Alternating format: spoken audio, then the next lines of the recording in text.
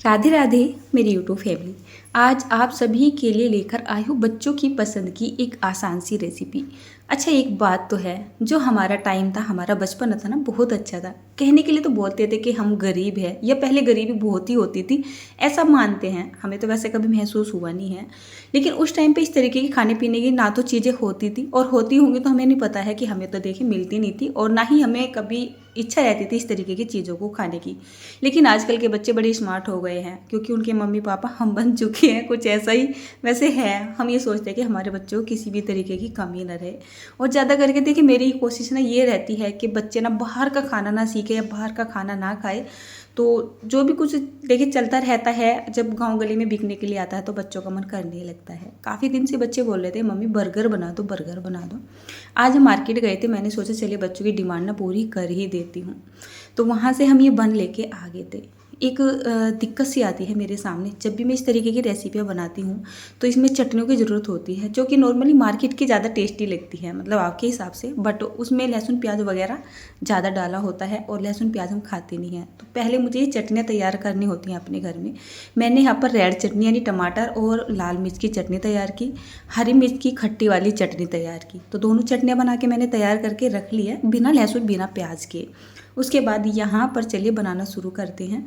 तो जो तीखे वाली हमारी टमाटर और लाल मिर्च की चटनी है, उसको मैंने बन के ऊपर लगा दिया है, अच्छे से लगाया है। उसके बाद मैंने यहाँ पर चीज़ डाल दिया है, जो कि मोज़रेला चीज़ है। यहाँ पर मैंने थोड़ी सब्जी को कट कर ही लिया था, तो मैंने यहाँ पर डाले हैं खीरे। तो मैं कोशिश कर रही हूँ यहाँ पर ज़्यादा से ज़्यादा सब्जियों को फिल कर सकूँ।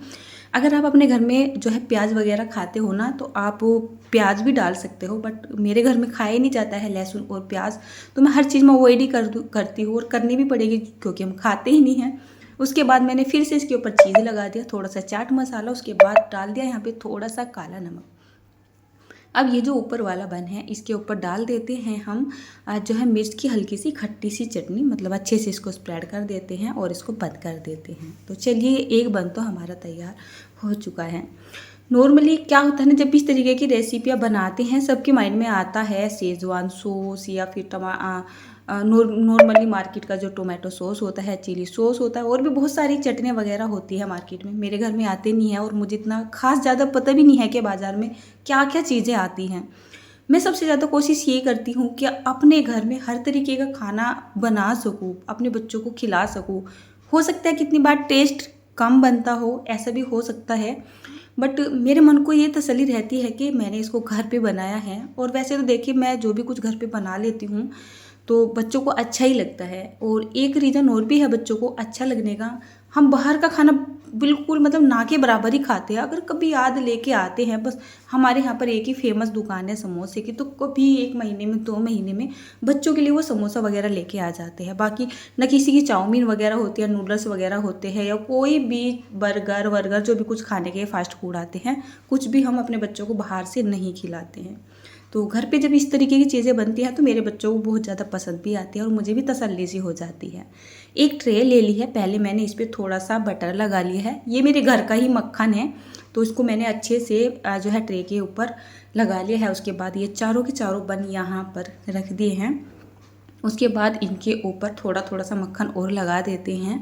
और आप चाहे तो यहाँ पर ऑयल का इस्तेमाल कर सकते हैं, आप चाहे तो यहाँ पर घी का इस्तेमाल कर सकते हैं। जो भी कुछ आपके पास हो आप लगा लीजिए, बाहर से तो ज़्यादा अच्छा रहेगा, देखिए मैं तो ये बोलूँगी। चलिए, ये तो हमारे तैयार हो चुके हैं, और अब लेके चलते हैं इसको आँच की तरफ। तो मेरे पास तो ये OTG है, मैं काफ़ी सारा काम इसमें कर लेती हूँ।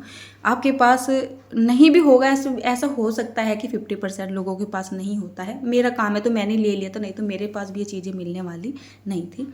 तो आप क्या कर सकते हैं, इसको एक पैन में रख के जो है गैस स्टोव पर भी पका सकते हैं। गैस स्टोव पे पकने में थोड़ा सा ज़्यादा टाइम लग जाता है, 10 से 15 मिनट का। और जब हम OTG में बनाते हैं तो 5 से 7 मिनट का ही टाइम लगता है, और बहुत जल्दी से ये जो है तैयार हो जाते हैं, यानी कि पक जाते हैं। तो मैंने यहाँ पर लगभग में 10 मिनट का टाइम लगा दिया था, पूरा नहीं हुआ था मेरा टाइम।